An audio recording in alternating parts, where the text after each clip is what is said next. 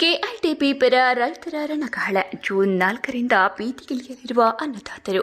ಶಿಡ್ಲಘಟ್ಟ ತಾಲೂಕಿನ ಜಂಗಮಕೋಟೆ ಹೋಬಳಿಯ 13 ಹಳ್ಳಿಗಳ ವ್ಯಾಪ್ತಿಯಲ್ಲಿ ಕೆಐಎಟಿಬಿ ಕೈಗಾರಿಕಾ ಪ್ರದೇಶ ಅಭಿವೃದ್ಧಿಗಾಗಿ ಹಮ್ಮಿಕೊಂಡಿರುವ ಭೂಸ್ವಾಧೀನ ಪ್ರಕ್ರಿಯೆಯನ್ನು ಬೆಂಬಲಿಸಿ ಹಾಗೂ ರೈತರ ವಿವಿಧ ಬೇಡಿಕೆಗಳ ಈಡೇರಿಕೆಗಾಗಿ ಜೂನ್ 4ರಿಂದ ಬೃಹತ್ ಹೋರಾಟ ಹಮ್ಮಿಕೊಳ್ಳಲಾಗಿದೆ ಎಂದು ಕರ್ನಾಟಕ ರಾಜ್ಯ ರೈತ ಸಂಘ ಹಾಗೂ ಹಸಿರು ಸೇನೆಯ ತಾಲೂಕು ಅಧ್ಯಕ್ಷ ಕದಿರೇಗೌಡ ಹಾಗೂ ಜಿಲ್ಲಾ ಪ್ರಧಾನ ಕಾರ್ಯದರ್ಶಿ ಬಿಎ ಪ್ರತೀಕ್ ಹೇಳಿದರು. ಇಂದು ಚಿಂತಾಮಣಿ ನಗರದ ಪ್ರವಾಸಿ ಮಂದಿರದಲ್ಲಿ ಹಮ್ಮಿಕೊಳ್ಳಲಾಗಿದ್ದ ಪತ್ರಿಕಾಗೋಷ್ಠಿಯಲ್ಲಿ ಮಾತನಾಡಿದ ಅವರು, ಜೂನ್ 4ರಿಂದ ಪಂಚಿನ ಮೆರವಣಿಗೆ, ಜೂನ್ 5ರಿಂದ ಉಪವಾಸ ಸತ್ಯಾಗ್ರಹ ರೈತರ ಹಕ್ಕುಗಳಿಗಾಗಿ ಹಮ್ಮಿಕೊಳ್ಳಲಾಗಿದೆ ಎಂದು ಹೇಳಿದ ಅವರು, ಜೂನ್ 5ರಂದು 13 ಹಳ್ಳಿಗಳ ರೈತರಿಂದ ಅನಿರ್ದಿಷ್ಟ ಅವಧಿ ಉಪವಾಸ ಸತ್ಯಾಗ್ರಹ ಆರಂಭವಾಗಲಿದೆ ಎಂದರು. ಈ ಹೋರಾಟಕ್ಕೆ ತಾಲೂಕಿನ ಎಲ್ಲ ಪಕ್ಷಾತೀತ, ಜಾತ್ಯತೀತ, ದಲಿತ ಪರ ಹಾಗೂ ಕನ್ನಡ ಪರ ಸಂಘಟನೆಗಳು ಮತ್ತು ರೈತ ಬಾಂಧವರು ಬೆಂಬಲ ನೀಡಿ ಭಾಗವಹಿಸಬೇಕಾಗಿ ಕೋರಿದರು. ಶಿಡ್ಲಘಟ್ಟ ತಾಲೂಕು ಅತ್ಯಂತ ಹಿಂದುಳಿದ ಪ್ರದೇಶವಾಗಿದ್ದು, ಇಲ್ಲಿ ಯಾವುದೇ ನದಿ, ನಾಲೆಗಳು ಆಶ್ರಯವಿಲ್ಲದೆ ಬರದ ಭೂಮಿಯಾಗಿದೆ. ಇಂತಹ ಸಂದರ್ಭದಲ್ಲಿ ಜಂಗಮಕೋಟೆ ಹೋಬಳಿಯ ಬಸವಪಟ್ಟಣ, ತಾದೂರು, ನಡುಪಿನಾಯಕನಹಳ್ಳಿ, ಯಣಂಗೂರು, ಹೊಸಪೇಟೆ, ಚೆಕ್ಕೊಂಡನಹಳ್ಳಿ, ಗೂಲಹಳ್ಳಿ, ದೇವಗಾನಹಳ್ಳಿ, ಹರಿಕೆರೆ, ಸಂಜೀವಪುರ, ಕೊಲಮಿ ಹೊಸೂರು, ಯದ್ದಲ-ತಿಪ್ಪೇನಹಳ್ಳಿ, ತೊಟ್ಟಗಾನಹಳ್ಳಿ ಸೇರಿದಂತೆ 13 ಹಳ್ಳಿಗಳ ವ್ಯಾಪ್ತಿಯಲ್ಲಿ 2823 ಎಕರೆ ಭೂಮಿಯನ್ನು ಕೆಐಡಿಬಿ ಮೂಲಕ ಸ್ವಾಧೀನಕ್ಕೆ ಸರ್ಕಾರ ಪ್ರಾಥಮಿಕ ಅಧಿಸೂಚನೆ ಹೊರಡಿಸಿದ್ದು, ರೈತರ ನಿರಂತರ ಹೋರಾಟದ ಫಲವಾಗಿ ಸರ್ಕಾರ 552 ಎಕರೆ ಸ್ವಾಧೀನದ ಆದೇಶವನ್ನು ಕೈಬಿಟ್ಟಿದ್ದು, ಉಳಿದ 2271 ಎಕರೆಗೆ ಅಂತಿಮ ಅಧಿಸೂಚನೆ ಹೊರಡಿಸಿದೆ. ಆದರೆ ಸರ್ಕಾರ ಕೈಬಿಟ್ಟಿರುವ 552 ಎಕರೆ ಜಮೀನಿನ ಮಾಲೀಕರೇ ಹೋರಾಟದ ಮುಂಚೂಣಿಯಲ್ಲಿದ್ದು, ಉಳಿದ ರೈತರ ಜಮೀನನ್ನು ಏಕೆ ಬಿಟ್ಟಿಲ್ಲ ಎಂಬುದು ವಿಪರ್ಯಾಸ ಸಂಗತಿಯಾಗಿದೆ ಎಂದು ಬೇಸರ ವ್ಯಕ್ತಪಡಿಸಿದರು. ಕೃಷಿ ಭೂಮಿಯ ಹೆಸರಿನಲ್ಲಿ ಈ ಹಿಂದೆ ಬೇರೆಡೆ 100 ಎಕರೆ ಭೂ ಪರಿವರ್ತನೆ ಆಗಿದ್ದರೂ ಸರ್ಕಾರ ಕಣ್ಣು ಮುಚ್ಚಿ ಕುಳಿತಿದೆ. ಕಳೆದ 75 ದಿನಗಳಿಂದ ರೈತರು ಹೋರಾಟ ನಡೆಸುತ್ತಿದ್ದರೂ ಸರ್ಕಾರ ಈವರೆಗೆ ರೈತರ ಅಹವಾಲು ಆಲಿಸಿಲ್ಲ ಎಂದು ಮುಖಂಡರು ಆಕ್ರೋಶ ಹೊರಹಾಕಿದ್ದಾರೆ. ಚಿಕ್ಕಬಳ್ಳಾಪುರ ಜಿಲ್ಲಾಡಳಿತ ಭವನದ ಮುಂಭಾಗ ಈ ಪ್ರಮುಖ ಬೇಡಿಕೆಗಳ ಈಡೇರಿಕೆ ಗಾಗಿ ಹೋರಾಟ ಮುಂದುವರಿಯಲಿದ್ದು, ನ್ಯಾಯ ಸಿಗುವವರೆಗೂ ಹೋರಾಟ ಕೈಬಿಡುವುದಿಲ್ಲ ಎಂದು ಪತ್ರಿಕಾಗೋಷ್ಠಿಯಲ್ಲಿ ರೈತ ಮುಖಂಡರು ಎಚ್ಚರಿಸಿದ್ದಾರೆ. ಪತ್ರಿಕಾಗೋಷ್ಠಿಯಲ್ಲಿ ಜಿಲ್ಲಾ ಸಂಚಾಲಕ ಹುಸೇನ್ ಸಾಬಿ, ನಾಗರಾಜ್, ಶ್ರೀರಾಮಪ್ಪ, ನಾರಾಯಣಸ್ವಾಮಿ, ರಮೇಶ್, ಪ್ರಭುಗೌಡ, ಈಶ್ವರಪ್ಪ, ನಾಗಣ್ಣ, ಬೈರಾರೆಡ್ಡಿ, ಶ್ರೀನಿವಾಸ್ ರೆಡ್ಡಿ, ನರಸಿಂಹಪ್ಪ, ಅಸ್ಲಾಂ ಪಾಷಾ ಸೇರಿದಂತೆ ಮತ್ತಿತರರು ಇದ್ದರು.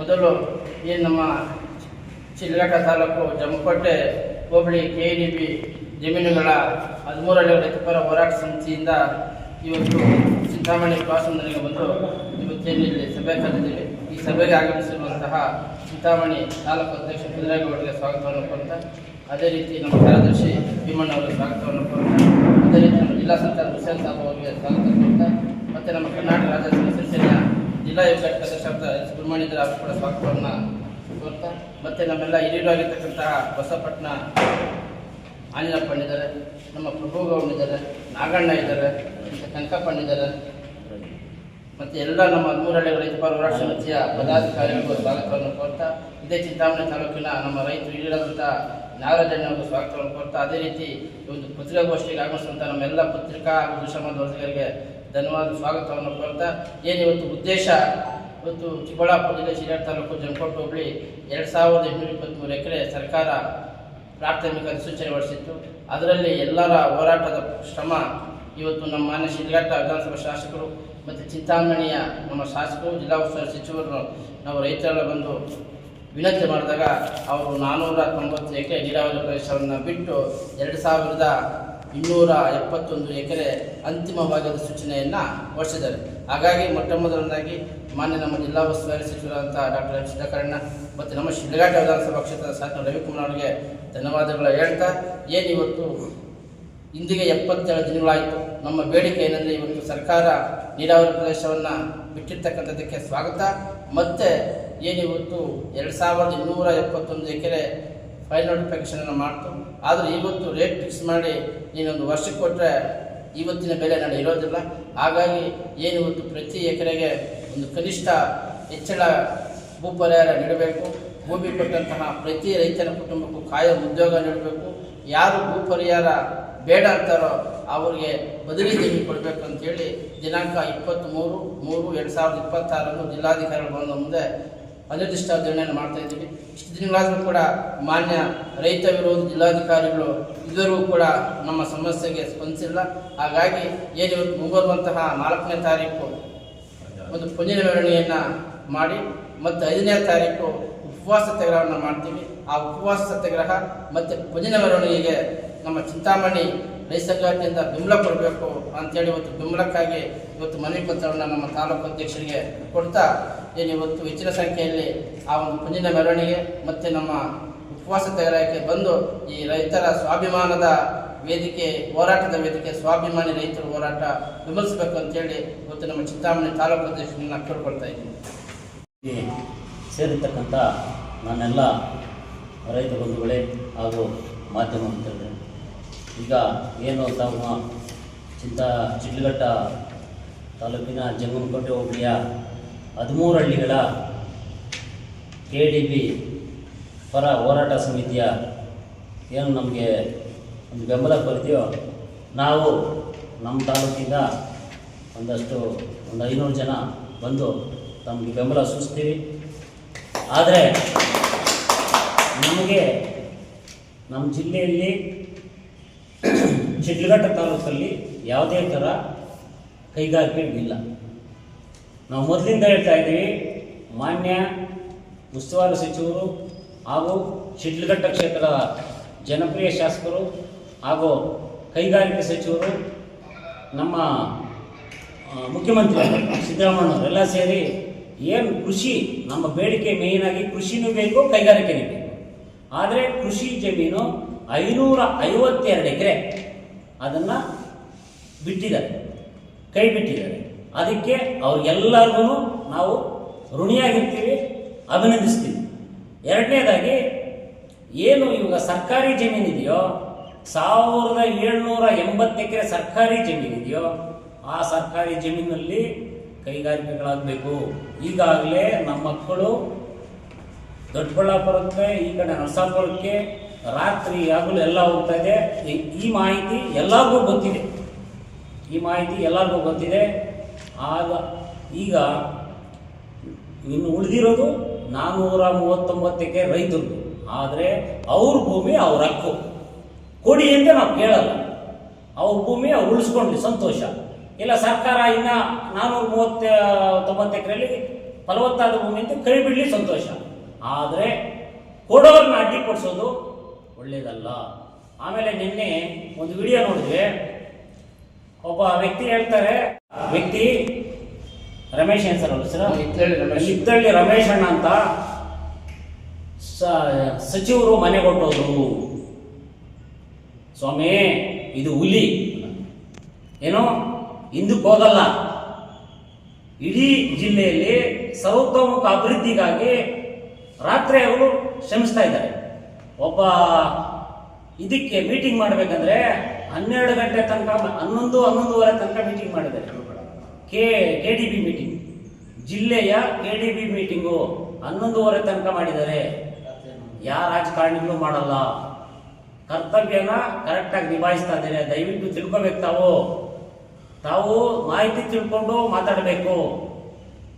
ದಯವಿಟ್ಟು ಈ ಥರ ಮುಂದಿನ ದಿನಗಳಲ್ಲಿ ಮಾತಾಡಿದ್ರೆ ನಿಮಗೆ ಒಳ್ಳೇದಾಗಲ್ಲ ಅಂತ ಹೇಳ್ತಾ ನಮ್ಮ ತಾಲೂಕಿಂದ ಒಂದು 500 ಜನ ಬರ್ತೀವಿ, ತಮ್ಮ ಬೆಂಬಲ ಕೊಡ್ತೀವಿ ಅಂತ ಹೇಳ್ಬಿಟ್ಟು ಮಾಧ್ಯಮ ಮುಖಾಂತರ ತಮಗೆ ತಿಳಿಸ್ತಾ ಇದ್ದೀವಿ. ಸ್ನೇಹಿತರಿಗೆ ನಮಸ್ಕಾರ.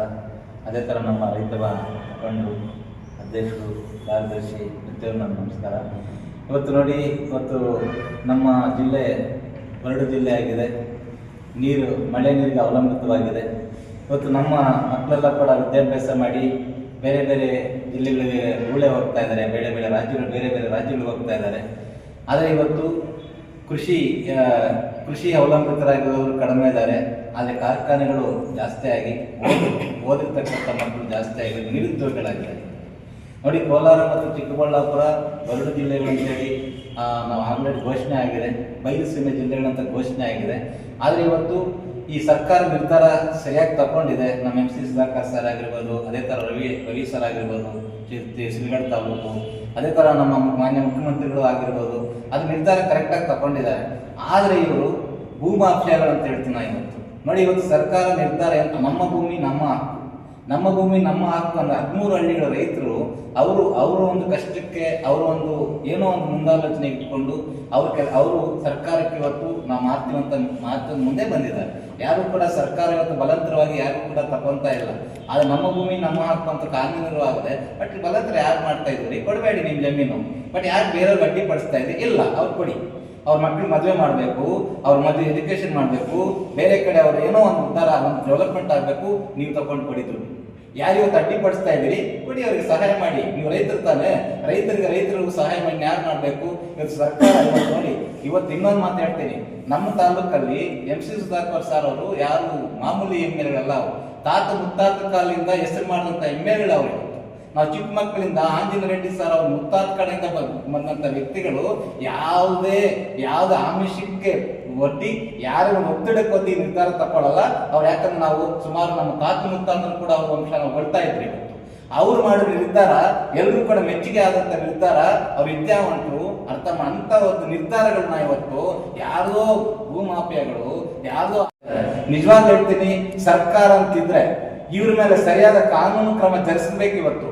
ಯಾಕಂದ್ರೆ ಇವತ್ತು ನಮ್ಮ ಸುಧಾಕರ್ ಸರ್ ಮೇಲೆ ಆರೋಪ ಮಾಡ್ತಾ ಇದ್ದಾರೆ, ಬಟ್ ಅವ್ರ ವಂಶ ಯಾವುದು, ಅವರು ಬೆಳೆದ ರೀತಿ ಯಾವುದು, ಅವರು ಚಿಕ್ಕ ಹುಡುಗಿನಿಂದ ಬೆಳೆದಂತ ರಾಜಕೀಯ ಕಲ್ತಿದ್ದಾರೆ. ಅವರು ಯಾರೇ ಒತ್ತಡಕ್ಕೆ ಮಣಿಯಲ್ಲ, ಅವರು ಯಾರಿಗೂ ಭಯ ಪಡಲ್ಲ, ಅವರು ರಾಜಕೀಯನೇ ಬೇಕಿಲ್ಲ, ಅವ್ರು ಜಾಸ್ತಿ ಬೇಕಾದ್ರೆ ಅದು ನ್ಯಾಯ ನೀತಿಗೆ ಬಗ್ಗ ವಂಶ ಅವ್ರದಂತ ನಾನು ಹೇಳ್ತೀನಿ. ಅದು ಅವ್ರ ನಿರ್ಧಾರ ಕರೆಕ್ಟ್ ಆಗಿದೆ. ಇವತ್ತು ನಮ್ಮ ಮಕ್ಕಳು ಬೇರೆ ರಾಜ್ಯಗಳಿಗೆ ಒಳ್ಳೆ ಹೋಗ್ತಾ ಇದ್ದಾರೆ, ಡೆಲ್ಲಿಗೆ ಹೋಗ್ತಾ ಇದ್ದಾರೆ, ಬೇರೆ ರಾಷ್ಟ್ರಗಳಿಗೆ ಹೋಗ್ತಾ ಇದ್ದಾರೆ. ಅದು ಯಾಕೆ ನಾವು ಇವತ್ತು ನೋಡಿ ಮಿಕ್ಸಿ ಬೇಕು, ಒಂದು ಟಿವಿ ಬೇಕು, ಒಂದು ಫೋನ್ ಬೇಕು, ಇವೆಲ್ಲ ಪ್ರತಿಯೊಬ್ಬರು ನಾವು ಅವಲಂಬಿತರಾಗಿದ್ವಿ. ಆದ್ರೆ ಇವತ್ತು ನೋಡಿ, ದೇಶ ಕೃಷಿಯಲ್ಲೇ ಮುಂದುವರಿತ, ಕೃಷಿಗೂ ಇದೆ.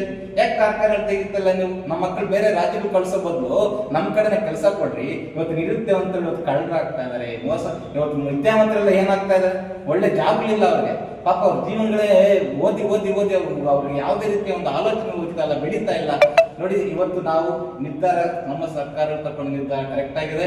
ಯಾರು ವಿರೋಧ ಬಂದ್ರು ಕೂಡ ಸರ್ಕಾರ ಹಠಾತ್ ಆಗಿ ಇದನ್ನ ಆಲೋಚನೆ ಮಾಡಿ, ಈಗ ದಂಡಾಧಿಕಾರಿಗಳು ಜಿಲ್ಲಾಧಿಕಾರಿಗಳಿದ್ದಾರೆ, ಆಲೋಚನೆ ಮಾಡಬೇಕು. ಜನಪರ ಜನವಿರೋಧ ಅಲ್ಲ. ಇವತ್ತು ನ್ಯಾಯ ನೀತಿಯಿಂದ ತೀರ್ಪು ಕೊಡಬೇಕು. ಇವತ್ತು ಯಾರು ಬಲಂತರವಾಗಿ ರೈತರ ಜಮೀನು ಕಿತ್ಕೊಳ್ಳಕ್ಕೆ ಯಾರಿಗೂ ಹಕ್ಕಿಲ್ಲ. ಆತ ರೈತ ದೇಶದ ಬೆನ್ನೆಲುಬು. ಆದ್ರೆ ಇವತ್ತು ಕೃಷಿನೂ ಬೇಕು, ಕಾರ್ಖಾನೆಗಳು ಬೇಕು, ಎರಡೂ ಬೇಕು. ಇಲ್ಲ ಅಂದ್ರೆ ನಾವಿವತ್ತು ಇವತ್ತೇನಾದ್ರೂ ಕಣ ಏನಾದ್ರು ಗುಂಡಲ್ಲಿ ಎತ್ತುತ್ತಾ ಇಲ್ವಾ? ಟ್ರ್ಯಾಕ್ಟರ್ ಬೇಕಾಗಿದೆ, ನೇಗಿಲು ಬೇಕಾದ್ರೆ ಇವತ್ತು ಟ್ರ್ಯಾಕ್ಟರ್ ಬೇಕಾಗಿದೆ. ಯಾರು ಕೂಡ ಎತ್ತುಗಳಲ್ಲಿ ಯಾರು ಉಳಿತಾ ಇಲ್ಲ, ಎಲ್ಲ ಕೂಡ ಎಲೆಕ್ಟ್ರಾನಿಕ್ಸ್ ಇವತ್ತು ಕಾರ್ಖಾನೆಗಳಾಗಬೇಕಾಗಿದೆ. ಇದು ನಾವು ಆಲೋಚನೆ ಮಾಡಬೇಕು. ಇವತ್ತು ಯಾರು ನೇಗಿಲು ಹಿಡಿದು ಉಳ್ತಾ ಇದ್ದಾರೆ, ಯಾರು ಇವತ್ತು ನೇಗಿಲು ಎತ್ತುಗಳು ಕಟ್ಟಿ ಉಳ್ತಾ ಇದ್ದಾರೆ? ನೋಡಿ, ದಯವಿಟ್ಟು ಹೇಳ್ತೀನಿ, ಇದು ದೇಶ ಪರಿವರ್ತನೆ ಆಗ್ತಾ ಇದೆ. 1973 ನಾವಿದ್ದೀವಿ, ಆದ್ರೆ ಇವತ್ತು 26 ಈಗ 30 ಹೋಗ್ತಾ ಇದ್ದೀವಿ. RI ಬರ್ತಾ ಇದೆ, ಎಲ್ಲ ಇಂಜಿನಿಯರ್ ಇವತ್ತು ಜಾಬ್ ಕಳ್ಕೊಂತ ಇದ್ದಾರೆ. ಎಲ್ಲ ಕೂಡ ಇವತ್ತು ಆರ್ಟಿಫಿಷಿಯಲ್ ಇಂಜಿನಿಯರ್ ಬಂದು ಎಲ್ಲ ವಿದ್ಯಾವಂತರು ಇವತ್ತು ಜಾಬ್ ಕಳ್ಕೊಂತ ಇದ್ದಾರೆ. ದಯವಿಟ್ಟು ಸರ್ಕಾರ ಯಾರೇ ನ್ಯಾಯವಾಗಿ ನಿರ್ಧಾರ ಕೊಡಿ, ರೈತರಿಗೂ ಅನ್ಯಾಯ ಮಾಡಬೇಡಿ, ಓದೋ ಮಕ್ಕಳಿಗೂ ಅನ್ಯಾಯ ಮಾಡಬೇಡಿ. ನಿರುದ್ಯೋಗ ಸಮಸ್ಯೆ ತುಂಬಾ ಜಾಸ್ತಿ ಇದೆ, ಮಕ್ಕಳು ದುಶ್ಚಟಗಳಿಗೆ ಅವಲಂಬಿತರಾಗ್ತಾ ಇದ್ದಾರೆ. ಸರ್ಕಾರ ಯಾರಿಗೂ ಕೇಳಿ, ಯಾರಿಗೂ ಯಾವುದೇ ಹೋರಾಟ, ನ್ಯಾಯಪರ ಹೋರಾಟಕ್ಕೆ ಬೆಂಬಲ ಕೊಡಿ ಸರ್ಕಾರ. ನೋಡಿ, ಯಾರೇ ಒಂದು ಭಯ ಪಡಬೇಡಿ. ನೋಡಿ, ಸರ್ಕಾರ ಅಂತ ಹೇಳಿದ್ರೆ ಎಲ್ರಿಗೂ ಒಂದೇ ಜಾತ್ಯತೀತವಾಗಿ ಪಕ್ಷಾತೀತವಾಗಿ ನ್ಯಾಯ ಕೊಡಬೇಕು. ಯಾರೋ ಹೋರಾಟ ಮಾಡ್ತಾ ಇದಾರೆ ಅಂದ್ರೆ ಅದು ನ್ಯಾಯಪರ ಸರ್ಕಾರಕ್ಕೆ ಇವತ್ತು ಶಕ್ತಿ ಇಲ್ವಾ? ಏನ್ ಮಾಡ್ತೀವಿ ನಾವು? ಸರ್ಕಾರಕ್ಕೆ ಅಡ್ಡಿಪಡಿಸ್ತಾ ಇದ್ರೆ ಅವ್ರ ಮೇಲೆ ಯಾಕೆ ಕಾನೂನು ಕ್ರಮ ಜರುಗಿಸಬಾರ್ದು? ನಾವು ಹೋರಾಟಗಾರ್ರೆ, ನಮಗೂ ನ್ಯಾಯ ನೀತಿ ಗೊತ್ತಿದೆ. ಆದ್ರೆ ಯಾರಿಗೋ ಆಮಿಷ ಕೊಟ್ಟು ಇವ್ರು ಈ ತರ ಮಾಡ್ತಾರೆ, ತಪ್ಪು. ದಯವಿಟ್ಟು ಇವತ್ತು ನಾವು 4ನೇ ತಾರೀಕು ಉಪವಾಸ ಸತ್ಯಾಗ್ರಹ ಮುಂದಿನ ಮೆರವಣಿಗೆ ಇದೆ. ನೋಡಿ, ನಾವು ಕೂಡ ಮನುಷ್ಯರತ್ತವರು, ಮನುಷ್ಯತ್ವ ಇರತಕ್ಕಂಥವರು ಎಲ್ಲಾ ಕಡೆ ಆಲೋಚನೆ ಮಾಡಬೇಕು. ಕೃಷಿಗೂ ಆಲೋಚನೆ ಮಾಡಬೇಕು, ಕಾರ್ಖಾನೆಗಳು ಆಲೋಚನೆ ಮಾಡಬೇಕು, ಮುಂದಿನ ಬೆಳವಣಿಗೆಗೂ ಆಲೋಚನೆ ಮಾಡಬೇಕು. ಈ ತರ ಸರ್ಕಾರ ಇವತ್ತು ಇರೋದನ್ನ ಅದನ್ನ ತೆಗೆದು ನಮಗೆ ಬೆಂಬಲ ಕೊಡಬೇಕು. 1,80,00,000 ಏನ್ ಇವತ್ತು ಸರ್ಕಾರ ಅವ್ರ ಮಕ್ಕಳಿಗೆ ಜಾಬ್ ಕೊಡ್ಬೇಕಂತ ಆಮಿಷ ಹೊಡ್ಡಿದ್ವಿ. ಅವ್ರಿಗೆ ಒಂದು ಪರ್ಮನೆಂಟ್ ಬೇರೆ ಕಡೆ ಒಳ್ಳೆ ಉದ್ಯೋಗ ಕೊಡ್ಬೇಕು ಅವ್ರ ಮಕ್ಕಳಿಗೆ ಅಂತ ನಾವು ಆಮಿಷ ಹೊಡ್ಡಿದ್ವಿ. ಇನ್ನು ರೇಟ್ ಜಾಸ್ತಿ ಕೊಡ್ಬೇಕಂತ ನಾವು ಹೇಳ್ತಾ ಇದ್ವಿ. ನಾವು ರೈತರ ಮಕ್ಕಳ ಸ್ವಾಮಿ, ನಾವೇನು ಅನ್ನಾಡಿ ಮಕ್ಕಳಲ್ಲ, ಪ್ರತಿಯೊಬ್ಬರು ರೈತರ ಮಕ್ಕಳ. ನ್ಯಾಯ ರೀತಿ ಮಾಡಿ, ನ್ಯಾಯ ಮಾತಾಡಿ. ಇವತ್ತು ಜಮೀನ್ಕೋಟೆ ದೇವನಹಳ್ಳಿ ರಕ್ತ ಯಾಕೆ ಅಕ್ಕಂತಿಗೆಲ್ಲ ಯಾಕೆ ಇವತ್ತು ಅಲ್ಲಿ ಹೋಗ್ತಾ ಇದಾರೆ, ಬೆಂಗಳೂರಿಗೆ ಹೋಗ್ತಾ ಇದಾರೆ, ಮೈಸೂರಿಗೆ ಹೋಗ್ತಾ ಇದಾರೆ, ಡೆಲ್ಲಿಗೆ ಹೋಗ್ತಾ ಇದಾರೆ? ನಮ್ಮ ಮಕ್ಕಳು ನಮ್ಮ ಹತ್ರನೇ ಇರ್ಬೋದು, ನಾವು ಬೆಳಿಬೋದು, ನಮ್ಮ ಜಿಲ್ಲೆ ಬೆಳೆಯುತ್ತೆ, ನಮ್ಮ ದೇಶ ಬೆಳೆಯುತ್ತೆ. ಅದರಿಂದ ನಾವು 4ನೇ ತಾರೀಕು ಉಗ್ರ ಹೋರಾಟ ಮಾಡ್ತೀವಿ. ಸತ್ಯಾಗ್ರಹ ನಮ್ಮ ತಾಲೂಕಿಂದ 500 ಜನ ನಾವು ಕರ್ಕೊಂಡು ಹೋಗ್ತೀವಿ. ಸರ್ಕಾರ ನ್ಯಾಯ ಕೊಡ್ಬೇಕು. ಅವ್ರ ಮಕ್ಕ ನೋಡೋದು ಸರ್ಕಾರಕ್ಕೆ ಹಕ್ಕಿದೆ, ಸರ್ಕಾರಕ್ಕೆ ಪವರ್ ಇದೆ. ಆ ಪವರ್ ಬಳಸ್ಕೊಳ್ಬೇಕು. ಯಾರು ಸತ್ಯವಾಗಿದೆ, ಯಾರು ಕರೆಕ್ಟ್ ಆಗಿದೆ ಜಡ್ಜ್ಮೆಂಟ್ ಮಾಡಬೇಕು. ಹೋರಾಟ ಮಾಡ್ತೀವಿ ಅಂದ್ರೆ ಎಲ್ಲವೂ ಹೋರಾಟ ಅಲ್ಲ. ಹೋರಾಟಕ್ಕೊಂದು ನಿಯಮ ಹಂತ ಇರುತ್ತೆ. ಕರೆಕ್ಟ್ ಆಗಿ ನ್ಯಾಯ ಕೊಡ್ಬೇಕು ಸರ್. ಇದು ನಮ್ಮ ವಾದ. ಓಕೆ, ಎಲ್ಲರಿಗೂ ಧನ್ಯವಾದ.